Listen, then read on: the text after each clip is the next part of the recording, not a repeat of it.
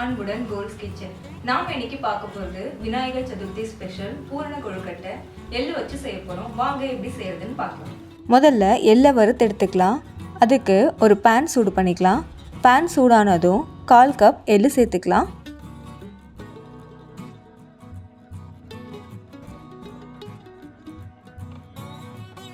எள்ளு பொடிய ஆரம்பித்த உடனே அதை ஒரு பிளேட்டுக்கு மாற்றிட்டு ஆற விட்டுடலாம்.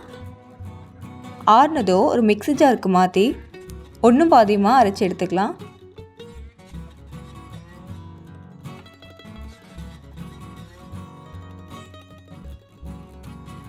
அடுத்து நம்ம மாவு ரெடி பண்ணிடலாம். அதுக்கு 1 கப் பச்சரிசி எடுத்துக்கலாம். மாவு அரிசின்னு கடையில் கேட்டால் கிடைக்கும். அரிசியை 3 தடவை தண்ணியில் நல்லா வாஷ் பண்ணிவிட்டு ஊற வச்சுக்கலாம். 1 மணி நேரத்துலேருந்து 3 மணி நேரம் வரைக்கும் ஊற வச்சுக்கலாம்.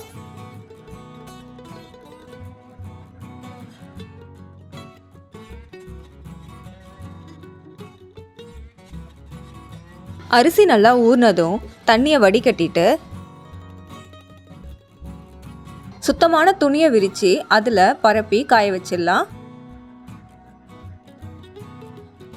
வெளியே வெயிலில் காய வைக்கக்கூடாது. வீட்டுக்குள்ளேயே ஃபேன் காற்றுல காய வச்சுக்கலாம். அரிசி காஞ்சிருச்சான்னு பார்த்துடலாம். அரிசியை தொட்டு பார்க்கும்போது எந்த ஈரமும் நம்ம கையில் ஒட்டக்கூடாது. இந்த மாதிரி நல்லா காஞ்சதும் ஒரு மிக்ஸி ஜாருக்கு மாற்றி நல்லா மைய அரைச்சி எடுத்துக்கலாம்.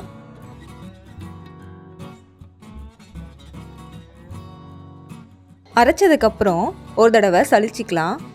சலிக்கும்போது அரைப்படாமல் இருக்கிற அரிசியை மறுபடியும் மிக்ஸி ஜாரில் மாற்றிட்டு அரைச்சிக்கலாம். மாவு ரெடி ஆயிடுச்சு. இப்போது கொழுக்கட்டை செய்கிறதுக்கு முன்னாடி நம்ம மாவை வறுக்கணும். அப்போ தான் அதில் இருக்க ஈரப்பதம்லாம் போகும்.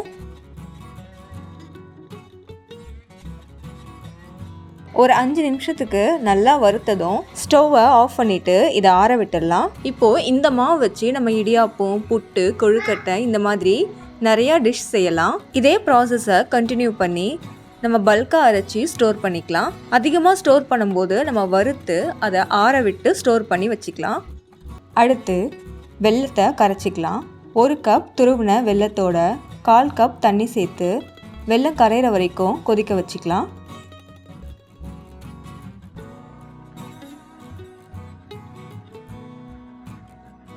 வெல்லம் கரைஞ்சதும் இறக்கி வச்சிடலாம்.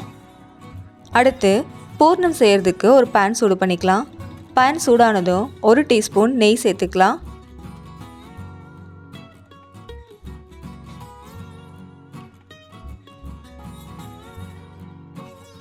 நெய் உருகினதும் 1/2 கப் துருவின தேங்காய் சேர்த்துக்கலாம். தேங்காவை ஒரு தடவை நல்லா கலந்து விட்டுட்டு கரைச்ச வெல்லத்தை வடிகட்டி சேர்த்துக்கலாம். வெல்லத்தில் தூசி எதுவும் இருக்காதுன்னா இந்த ஸ்டேஜில் டைரெக்டாக துருவின வெல்லத்தை சேர்த்துக்கலாம். சேர்த்துட்டு நல்லா கலந்து விட்டுடலாம்.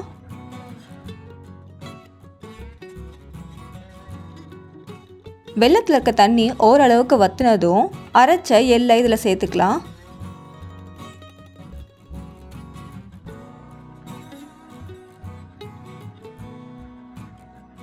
சேர்த்துட்டு ஒரு தடவை நல்லா கலந்து விட்டுட்டு கடைசியாக இதில் 1/2 டீஸ்பூன் ஏலக்காய் தூள் சேர்த்துக்கலாம்.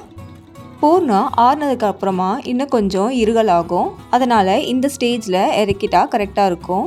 இது ஆறட்டும். மாவு பிசைறதுக்கு தண்ணி கொதிக்க வச்சுக்கலாம்.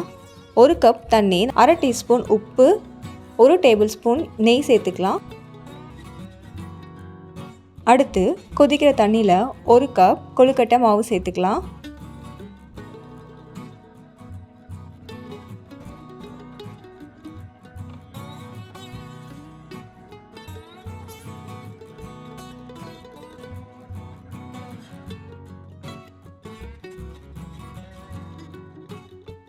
நல்லா மிக்ஸ் பண்ணிவிட்டு தண்ணி வற்றினதும் ஸ்டவ் ஆஃப் பண்ணிவிட்டு அதை அப்படியே மூடி வச்சிடலாம். ஒரு 10 நிமிஷத்துக்கு அப்புறம் ஓப்பன் பண்ணிவிட்டு ஒரு பிளேட்டுக்கு மாற்றிக்கலாம்.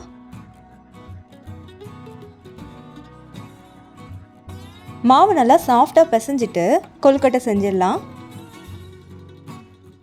மாவு இப்போவும் சூடாக தான் இருக்கும், அதனால் கையில் கொஞ்சமாக தண்ணி தொட்டுக்கிட்டு மாவை நல்லா பிசைஞ்சிக்கலாம்.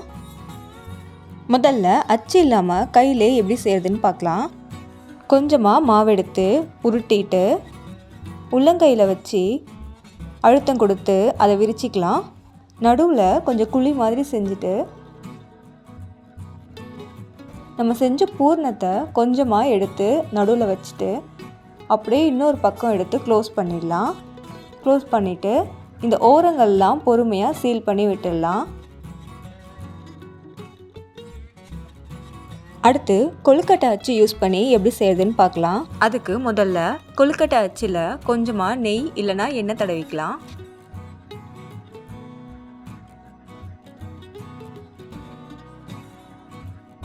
இப்போது கொஞ்சமாக மாவு எடுத்து கையிலே வச்சு நல்லா விரிச்சிக்கலாம். விரிச்சிட்டு அச்சியோட ஒரு பக்கம் வச்சுட்டு எல்லா ஓரங்கள்லேயும் நல்லா அழுத்தி விட்டுடலாம்.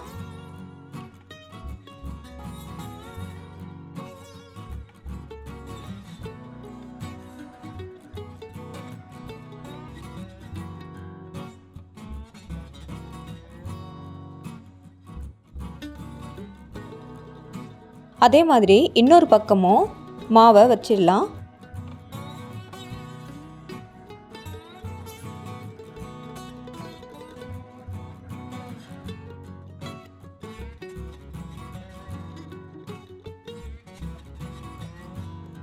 வச்சுட்டு நடுவில் கொஞ்சமாக பூர்ணம் வச்சு இதை க்ளோஸ் பண்ணிடலாம். க்ளோஸ் பண்ணிவிட்டு எக்ஸஸாக வர மாவெல்லாம் எடுத்துடலாம்.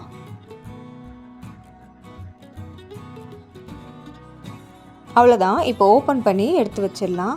அடுத்து இன்னொரு விதமாக செய்யலாம். அச்சியை பாதி அளவுக்கு க்ளோஸ் பண்ண மாதிரி வச்சுட்டு கொஞ்சமாக மாவு எடுத்து எல்லா பக்கமும் படுற மாதிரி நல்லா வச்சுட்டு நடுவில் பூர்ணம் வச்சு சீல் பண்ணிடலாம். மேலே மறுபடியும் கொஞ்சமாக மாவு வச்சுட்டு இதை க்ளோஸ் பண்ணிடலாம்.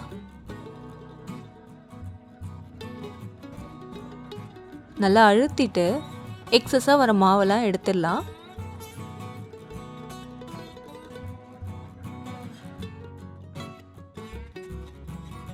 அவ்வளோதான், ஓப்பன் பண்ணி எடுத்துடலாம். இந்த மாதிரி செய்யும்போது ஈஸியாகவும் இருந்தது, பர்ஃபெக்டான ஷேப்பும் வந்தது.